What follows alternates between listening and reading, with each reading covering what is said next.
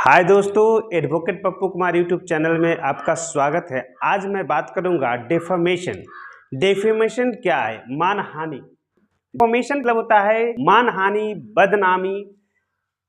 तो मानहानि कब होते हैं, कब हम दावा करते हैं मानहानि का, इसके बारे में आज मैं चर्चा करूंगा, तो पूरे वीडियो पर बने रहें। तो चलिए, सबसे पहले डेफेमेशन कहते किसको है, यानी मानहानि होता क्या है, इसके बारे में जानकारी करते हैं। जब कोई व्यक्ति किसी व्यक्ति के बारे में झूठा या अपमानजनक बयान देता है जिससे उसका नाम खराब होता है, उसको वित्तीय हानि होती है, समाज में उसके प्रति घृणा और अपमान पैदा होता है, तब वह व्यक्ति मानहानि का दावा कर सकता है। जैसे कोई न्यूज चैनल वाले किसी व्यक्ति के बारे में गलत अफवाह, झूठा कोई बयान चला दिया हो जिससे समाज में उसके प्रति घृणा पैदा हो, उसके कारोबार में क्षति हुई हो, तो उसके लिए वह व्यक्ति कोर्ट से जाकर के मानहानि का दावा कर सकता है और कंपनसेशन मांग सकता है, यानी कि मुआवजा मांग सकता है, क्षतिपूर्ति मांग सकता है। तो चलिए, मानहानि में किन किन चीज़ों का होना बहुत महत्वपूर्ण है और मानहानि का दावा हम कहाँ करें, कैसे करें, इस पर हम चर्चा करते हैं। मानहानि का दावा करने के लिए जब आप किसी थाने में जाएंगे तो वहाँ पर FIR नहीं किया जाएगा, क्योंकि इसको क्रिमिनल ऑफेंस नहीं माना जाता है, क्रिमिनल अपराध नहीं माना जाता है। मानहानि जब होती है किसी व्यक्ति का, तो वह जो है FIR नहीं करा सकता है। तो मानहानि का दावा कहां से करें? परिवार दायर करना होता है। किसी अधिवक्ता के माध्यम से कोर्ट में याचिका दायर किए जाते हैं, वह परिवादी कहलाता है। तो यह कंप्लेंट जो है किसी अधिवक्ता के माध्यम से आप कोर्ट में दायर करेंगे। इसका नेचर जो है यह सिविल मुकदमा कहलाता है, यानी कि इसको हिंदी में दीवानी मुकदमा भी बोलते हैं। तो स्पष्ट हो गया कि मानहानि, डिफॉर्मेशन का मुकदमा जब भी करेंगे तो कोर्ट में किसी अधिवक्ता के माध्यम से ही होगा, थाना में नहीं होगा। स्पष्ट, यानी कि इसका FIR नहीं होगा, इसका कंप्लेंट केस होगा। सूट फाइल करेंगे तो कंपनसेशन मांगेंगे, यानी कि मुआवजा, क्षतिपूर्ति। कितने पैसा का क्षति हुई है, जिस आदमी में जो एबिलिटी है उस अनुसार से वह दावा करता है। जैसे डॉक्टर होंगे तो वह अलग दावा करेंगे, कोई एडवोकेट है तो वह अलग दावा करेंगे, कोई फिल्मी स्टार है तो अलग करेंगे, कोई लीडर्स है तो अलग करेंगे। तो सबका अपना जो इनकम है उस अनुसार से वह जो है दावा करते हैं। लेकिन कितने रुपए के क्षति हुई, यह कोर्ट में प्रूफ करना बहुत मुश्किल चीजें हैं। हालांकि कोर्ट जो है एक निर्धारित एवरेज जो है मुआवजा दिलवाती है। आगे चलते हैं, स्टाम्प ड्यूटी, कोर्ट फीस।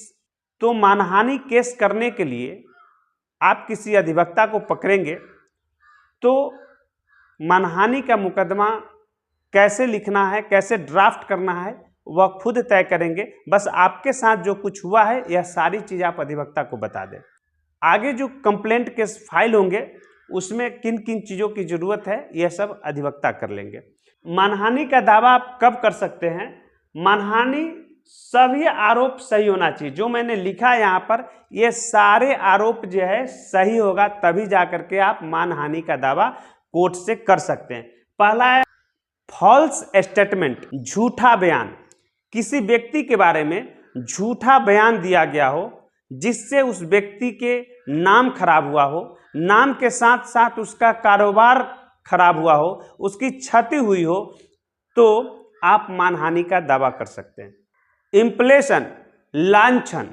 किसी व्यक्ति पर घृणित लांछन लगा दीजिए, जो वह कारित नहीं किया हो उस व्यक्ति पर ऐसे झूठे लांछन लगा दीजिए जिससे समाज में उसकी प्रतिष्ठा हनन हुआ, जिससे समाज में प्रतिष्ठा कम गया हो, उस व्यक्ति को घृणा नजर से लोग देखने लगा हो, अपमान पैदा हुआ, तब आप मानहानि मुकदमा कर सकते हैं।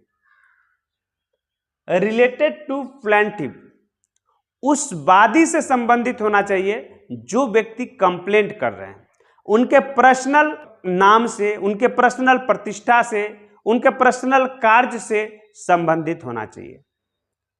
सोसाइटी थिंक रॉन्ग, सोसाइटी में यानी समाज में उस व्यक्ति के बारे में अगर गलत सोचा जा रहा है तब आप मानहानि मुकदमा कर सकते हैं। यानी कि सबसे पहले फॉल्स स्टेटमेंट, उसके बाद में लांछन, इंप्लेशन रिलेटेड टू प्लेंटिव, वादी से संबंधित होना चाहिए, और सोसाइटी में आपके प्रति, यानी कि चारों होना चाहिए, झूठा कथन, लालचन, वादी से संबंधित और समाज के लोगों गलत समझे। अगर यह चारों चीज अगर पूरा है तब आप मानहानि का दावा कर सकते हैं, अन्यथा आप मानहानि का दावा नहीं कर सकते हैं।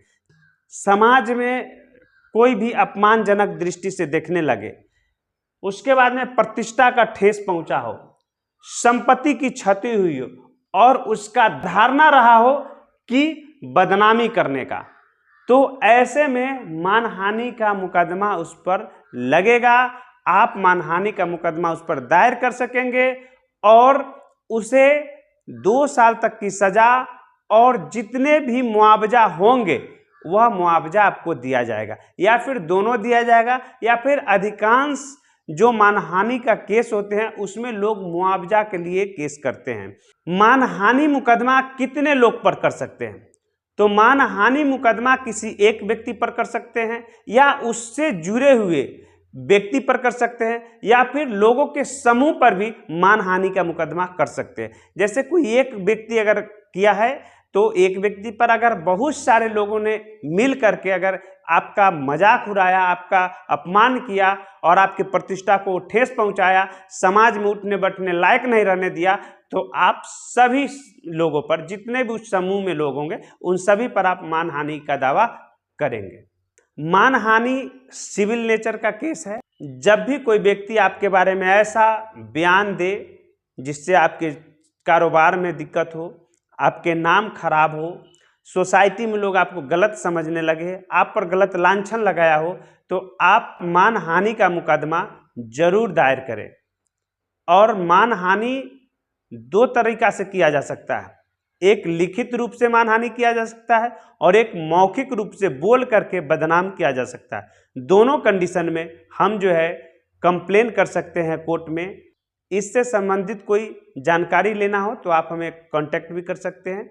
वीडियो देखने के लिए बहुत बहुत धन्यवाद। अगर मेरा वीडियो अच्छा लगता है तो मेरे चैनल को सब्सक्राइब करें, लाइक करें और वीडियो को ज़्यादा से ज़्यादा शेयर करें, ताकि लोग और भी जान सके कि मानहानि कब लगा सकते हैं, मानहानि का मुकदमा कब कर सकते हैं, मानहानि का दावा करेंगे तो हमें मुआवजा मिलेगा या नहीं मिलेगा।